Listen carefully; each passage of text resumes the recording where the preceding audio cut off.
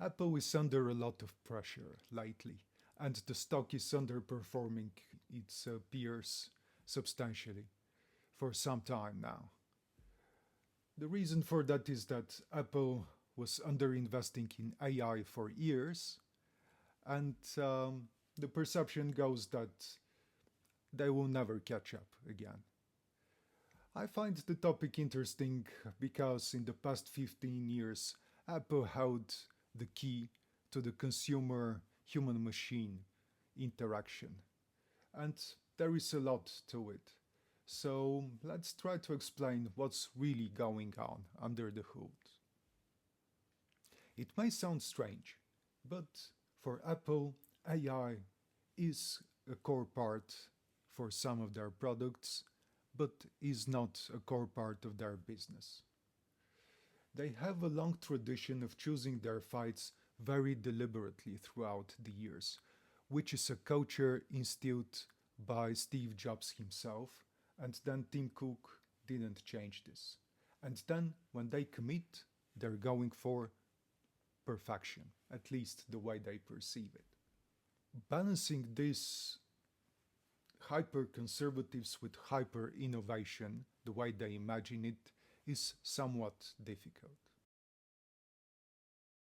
Traditional machine learning is essential for products like the watch or AirPods.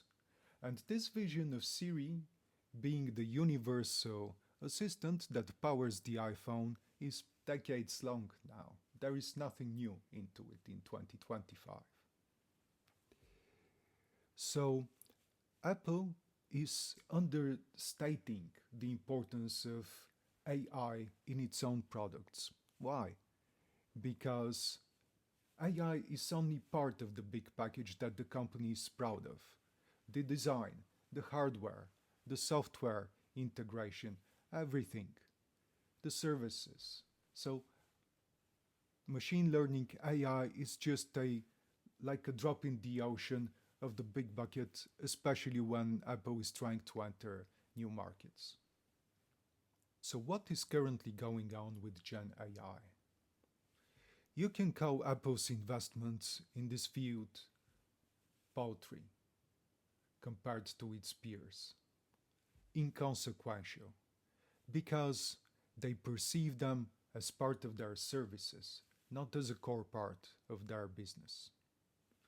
As a consequence, right now, Apple Intelligence relies on OpenAI for world knowledge. They also know for a long time that they can monetize that kind of services and make a lot of money in a different way. It's through agreements like the traffic acquisition agreement with Google that they're maintaining for many years now. Just as a reminder, this traffic acquisition agreement with Google, or TAA, allows Google to be the default search provider on Apple devices, and for this privilege, Google pays more than $20 billion a year to Apple.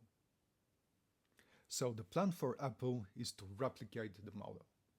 But there is something else. There is an ongoing antitrust suit in the US where the US Department of Justice is asking the court to force Google into some remedies because of their search anti-competitive practices, and one of them is to abolish the TAA agreements, including the one with Apple.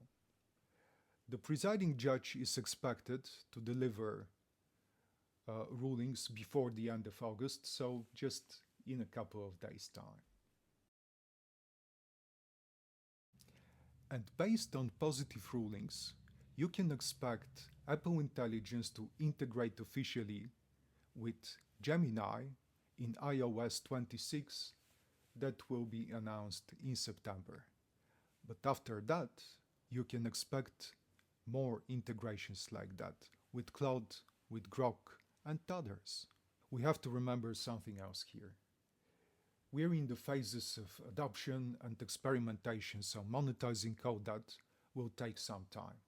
But yes, the plan is to Allow all those providers to coexist and maybe even compete on Apple devices and then share revenues with them.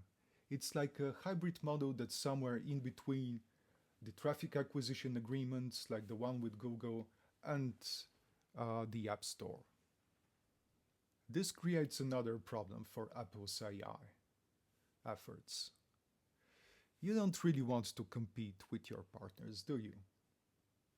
So you have the Apple AI, but then it's sort of half hearted very often.